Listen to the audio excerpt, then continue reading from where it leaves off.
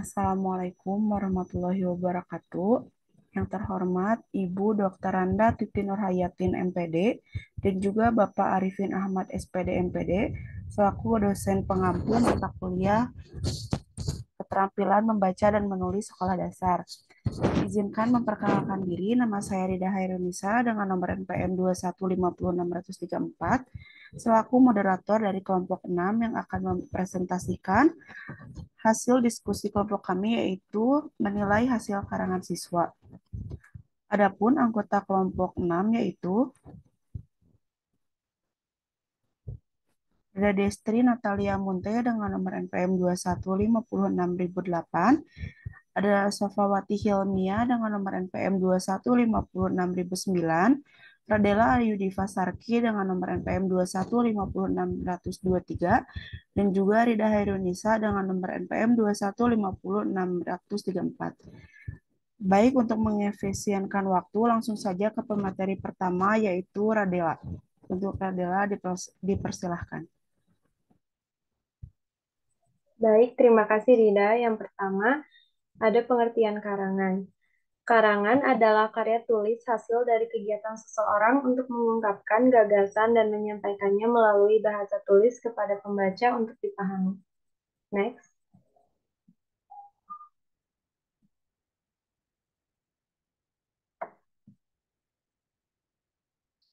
Selanjutnya ada pemantauan kegiatan menulis siswa secara informal, proses penilaian. Menurut Raffiuddin tahun 1996, penilaian merupakan bagian integral dari kegiatan pengajaran. Istilah penilaian seringkali disamaartikan dengan istilah tes, pengukuran, dan pengambilan kebijakan. Selanjutnya,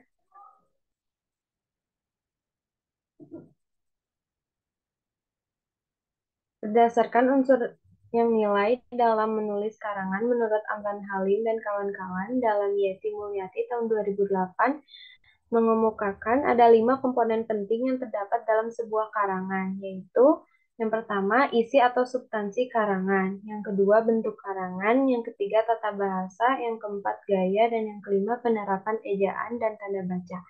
Pembahasan selanjutnya akan dibahas oleh Sofa. Terima kasih, Kadela. Tadi kan sudah disebutkan bahwa Raffiuddin tahun 1999 mengungkapkan pendapatnya bahwa penilaian merupakan bagian integral dari kegiatan pengajaran.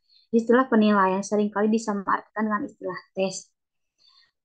Pertama, tes adalah sejumlah tugas yang harus dikerjakan siswa dan berdasarkan prestasinya. Mengerjakan tugas-tugas tersebut dapat ditarik kesimpulan tentang aspek-aspek tertentu dari kepribadian siswa. Aspek-aspek tertentu yang dimaksud dapat berupa prestasi akademik, bakat, sikap, minat, penyesuaian sosial, dan sebagainya. Dengan kata lain, dapat dikemukakan bahwa tes merupakan alat yang digunakan untuk mengukur aspek-aspek tertentu dari kepribadian siswa. Dengan menggunakan tes, akan dapat digambarkan prestasi serta bakat siswa. Ibarat mengukur panjangnya suatu benda, tes dapat disepadankan dengan penggaris atau meteran. Selanjutnya, yang selanjutnya, pengukuran. Pengukuran merupakan suatu proses melukiskan aspek-aspek tertentu dari tingkah laku siswa ke dalam bentuk angka-angka dengan menggunakan alat ukur yang dinamakan tes. Pengukuran dapat juga diartikan sebagai proses pengenaan angka terhadap benda atau gejala berdasarkan aturan tertentu.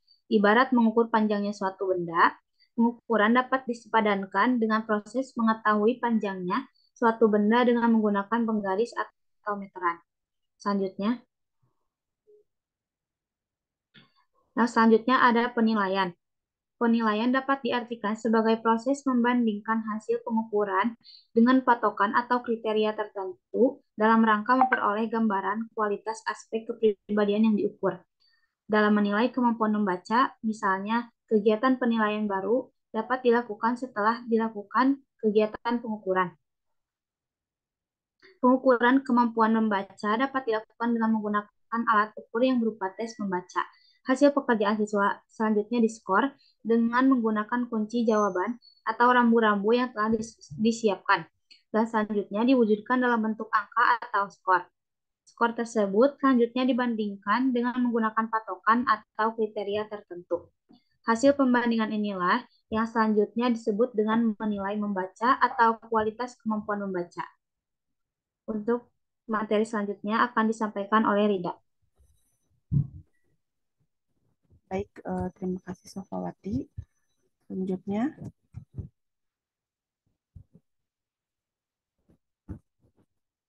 di sini saya akan menjelaskan pengambilan keputusan. Pengambilan keputusan merupakan pemanfaatan hasil penilaian untuk berbagai kepentingan yang terkait dengan perihal pengajaran. Kegiatan pengambilan keputusan ini dapat dilakukan dengan menggunakan data lengkap yang diperoleh dari hasil tes, pengukuran, dan hasil dari penilaian keseluruhan. Selanjutnya, prinsip integral atau komprehensif, yakni penilaian pengajaran yang dilakukan secara menyeluruh dan utuh yang di dalamnya menyangkut masalah perilaku, sikap, dan kreativitas. Selanjutnya, prinsip berkesinambungan, yakni penilaian yang dilakukan secara berencana, terus-menerus, dan bertahap untuk memperoleh gambaran tentang perkembangan tingkah laku siswa sebagai hasil dari kegiatan belajar. Selanjutnya, di sini ada prinsip objektif, yakni penilaian pengajaran yang dilakukan dengan menggunakan alat ukur yang handal dan dilaksanakan secara objektif, sehingga dapat menggambarkan dengan tepat kemampuan yang diukur untuk memenuhi prinsip ini. Baik, untuk materi selanjutnya akan dibacakan oleh Destri. Baik, terima kasih Rida. Di sini saya akan melanjutkannya. Di sini ada assessment otentik dan pemantauan informal kegiatan menulis siswa. Menulis adalah sesuatu yang multidimensi dan tidak bisa diukur secara tepat dengan hanya menghitung nilai atau kualitas komposisi yang ditulis siswa. Tiga prosedur untuk memonitor secara harian kemajuan murid dalam menulis adalah mengobservasi, mendiskusikan, dan mengumpulkan karangan dalam map. Lanjut. Asemen optika otentik perlu dilakukan karena dengan bentuk asemen ini guru dapat mengamati perkembangan masing-masing siswa. Berikut ini adalah bentuk-bentuk asemen otentik dan pemantauan informal yang dapat digunakan guru untuk mengevaluasi proses menulis siswa. Yang pertama ada penggunaan portofolio, yang kedua cuplikan kerja, yang ketiga rubrik, yang keempat observasi, yang kelima diskusi, yang keenam mengumpulkan contoh tulisan, yang ketujuh menyimpan catatan atau jurnal, yang kedelapan catatan yang bersifat konektor, yang kesembilan penandaan. Baik, selanjutnya saya berikan ke moderator. Baik, terima kasih Destri yang sudah menyampaikan materi. Baik, untuk di sini yaitu sesi tanya jawab yang akan dilaksanakan di kelas. Dan juga bagi para penanya untuk menekan tombol raise hand terlebih dahulu dan mengetik ulang pertanyaan di kolom chat. Baik, karena pemaparan materi sudah selesai dan pertanyaan sudah terjawab semua, izinkan saya untuk menyampaikan kesimpulan. Evaluasi terhadap kemampuan menulis siswa dilaksanakan secara kontinu dengan mengacu pada prinsip-prinsip evaluasi, berbagai cara dan bentuk evaluasi yang dapat dilakukan dan digunakan guru dalam proses evaluasi kemampuan menulis siswa antara lain dengan portofolio, catatan anekdotal, rubrik, catatan sekolah, dan jurnal. Pemilihan dan penggunaan bentuk-bentuk evaluasi tersebut sebaiknya digunakan secara variatif dan dikombinasikan sehingga diperoleh gambaran sesungguhnya berkaitan dengan perkembangan masing-masing tulisan siswa. Proses evaluasi ini juga dilakukan melalui pemantauan informal kegiatan menulis siswa, melalui kegiatan observasi, diskusi, dan wawancara. Evaluasi sebaiknya dilakukan secara integral, objektif, dan berkesinambungan.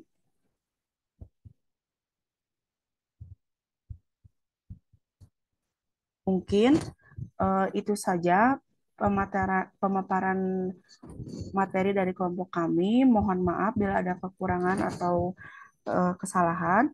Mohon maaf. Wabillahi taufiq wal hidayah. Wassalamualaikum warahmatullahi wabarakatuh. Waalaikumsalam warahmatullahi wabarakatuh.